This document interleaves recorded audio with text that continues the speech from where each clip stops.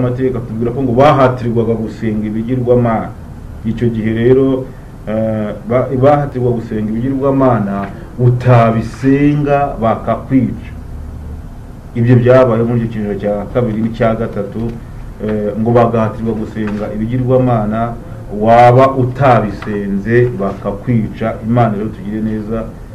Domisiyani mwaka 1995 habaye akarengane gakomeye, yishe abakristo benshi icyo gihe, abahura ko batasenze ibigirwamana.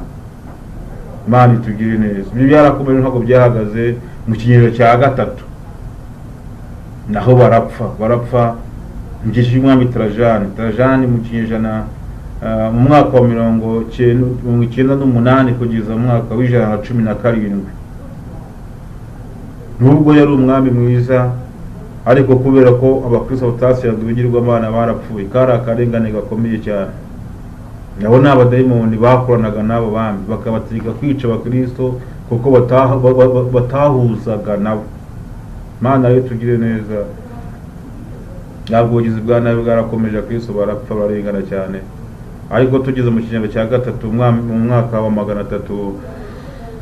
313, mwami wariho icyo gihe wari Constantino, akimara kwima kuko ngo yafite abanzi benshi.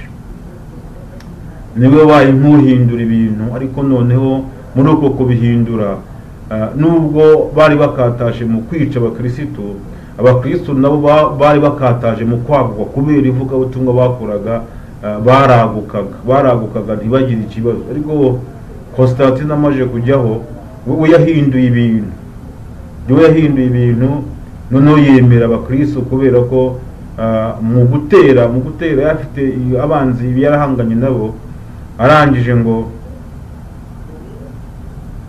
aratekereza ngo ababanzi banjye nzabatsinda gute.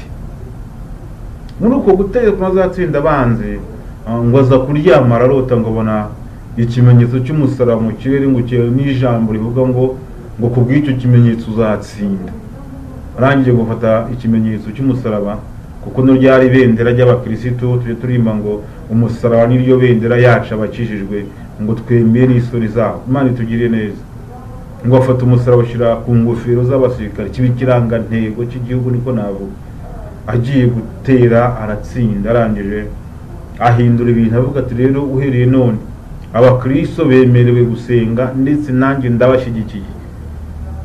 Arabashyigikira, yemera ko abakristo basenga. Ariko nubwo basenze, iyo usomye usanga ngo abantu kubera ko bari itoro ryari ryemewe n'ubwami n'ubuyobozi, ngo bakajya binjiramo badakijijwe. N'itoro rigira intege nke mu kinyejana cya 4, ngo riragenda ricika intege kubera ko nta kwihana kwari kukirimo. Abantu binjiraga badakijijwe, abantu bagakora umurimo w'Imana ariko nta gakiza bafite, kubera ko bashyigikiwe n'ibwami. Kubera ko n'icyo gihe ahubwo umuntu utarakizwa, umuntu utarinjiraga mu iryo torero, niwe wicwaga. Ahubwo ibintu biba birahindutse. Bimaze guhinduka rero, ikintu cyabayeho muri icyo gihe ngo nuko bafashe bya bigirwamana, ngo barabishusha, ngo bagafata Yesu bakamushushanya, bamara kumushushanya bakamuzana mu rusengero, bagafata imihango bakayihindura, bagenda bahindura ibintu. Bimaze guhinduka, abantu batangiye gusenga ibigirwamana batabizi, bakikubita imbere y'amashusho, bakikubita imbere y'ibigirwamana batabizi. Imana rero tugire neza. Nuko byagiye bigenda mu gihe cy'itoro rya mbere, nuko byagiye bigenda. Ariko icyo nshaka kubabwira ni uko umugambi w'Imana ari uwo gucungura umwana w'umuntu. Bibiliya yarambwiye ngo nukora ibyiza uzemerwa. Niko yabwiye Kayini, ngo nukora ibyiza ntuzemerwa, ariko nudakora ibyiza ibyaha byitujya kugira umutima wawe ni wowe byifuza, ariko ukwiriye kubitegeka. Imana itugire neza. Ariko muri iki gihe ibyaha birimo biradutegeka. Imana itugire neza. Rero muri ikiganiro tuzakomeza turebere hamwe, ese abadayimoni bakoraga bate muri icyo gihe. Imana itugire neza. Ese muri iki gihe cyacu bakora bate. Tuzagenda twunganirana. Ariko icyo nshaka kubabwira ni uko umurimo w'Imana ukomeje, kandi abakizwa barahari. Imana itugire neza. Oh, haleluya, haleluya. Mbibutse ko dukwiye kwishyurirwa ko abadayimoni bakora, ntabwo nusitara ngo toka dayimoni. Oya, dayimoni arakomeye, akoresha n'abantu bakica abantu. Urugero rw'imbaragazi, urugero rw'umwana w'umuntu, urugero rw'Imana, kuko ubwuzure bw'Imana iyo dusomye ijambo ryose ubwuzure bw'Imana, ubwuzure umubare 7 ari ubwuzure bw'Imana. Nabyo tuzareba muri ibyo by'imibare dusobanura abantu, turashaka ko abantu basobanukirwa Imana itugire neza. Ariko muri iki gihe ndashaka kubabwira ngo umugambi w'Imana ntabwo uzahomba. Yohana rero tugakuje mu twasomye yari mu mwuka mu bice byaho 4. Yesu ngo aravuga ngo zamuka uzana nkwereke ibikwiye kuzabaho vuba. Arangije ngo aba mu mwuka. Muri uko kuba mu mwuka rero niwe yagiye agira amayerekwa atandukanye. Iri yerekwa rero iyo dusomye ngaha tumaje gusoma mu byesho Yohana ibice 7 umurongo wa 9 hatubwira iyerekwa ry'abantu yabonye, ngo yabonye abantu benshi ngo bangana n'umusenyi wo ku nyanja umuntu atabasha kubara. Mbibutse ko ibi by'umuntu atabasha kubara Imana yo irabibara, ibi by'umuntu adasobanukiwe Imana yo irabisobanukiwe. Imana ishimwe. Oh haleluya. Yabonye abantu benshi bangana n'umusenyi wo ku nyanja. Imana itugire neza. Ariko mbere kubona abantu benshi hari abandi bake yari yabonye bafite n'imibare. Iyi mibare rero bivuze iki? Biravuga ngo iyo ukomeje gusoma ubumva ngo nabavuyemo ubu n'ubwoko bw'Imana, n'Abayisiraheli yabonye. Ariko nyuma yo kubona Abisiraheli ngo abona abantu benshi bangana n'umusenyi wo ku nyanja umuntu atabasha kubara, bahagaze imbere y'intebe y'Imana ngo bafite amashami y'imikindo, bambaye n'imyenda yera. Imana itugire neza. Itorero rirahari. Mu nakubwira ngo nta torero rihari, uzambwira ngo itorero rirahari kandi Kristo afite abayoboke. Imana itugire neza. Imana yakoze umushinga wo gucungura umuntu, izi neza ko izawubyaza inyungu. Wahera hehe uvuga ngo nta bakristo bahari? Nibikunanira uzavuge ko nanyo gukizwa wenyine. Ariko nshaka kukubwira ngo itorero ry'Imana rirahari kandi Imana ifite abantu benshi. Imana itugire neza. Imana idufashe nawe mu itorero ry'abana b'Imana, uve mu madini, uve mu mashyaka, uve mu nyigisho z'ibinyoma z'inzaduka, ahubwo ube mu itorero rya Kristo, kubera ko Yohana yararibonye rirahari. Nanjye ndaguhamiriza ku itorero ry'Imana rirahari kandi Imana ifite abantu. Imana ishimwe. Ngo abona abantu benshi bangana umusenyi wo ku nyanja umuntu atabasha kubara, bahagaze imbere y'intebe y'Imana ngo bafite amashami y'imikindo. Imana itubwiriza bahimbaza Imana. Haleluya. Itorero ry'Imana rihari kandi Imana ifite abantu. Imana rero umugisha wakomeje kumurikirana, tuzakomeza tuganire, ariko nimuhumure itorero ry'Imana rirahari. Imana itugire neza. Tuzasobanukirwa n'ukuntu igomba kwitwara, n'ukuntu igomba kugenda, ibiriranga, kubera ko Yesu we yarivugiye ngo muzabamenyera ku mbuto zabo. Hari imbuto rero bera ushobora kubona umuntu ukavuga uyu muntu byanga byakunda, njyewe nshingiye uko mubona ndabona ari umurokore, ndabona akijijwe. Imana itugire neza. Barahari, baragaragara nubwo utamubona, ariko hari ibimenyetso bibaranga. Imana itugire neza.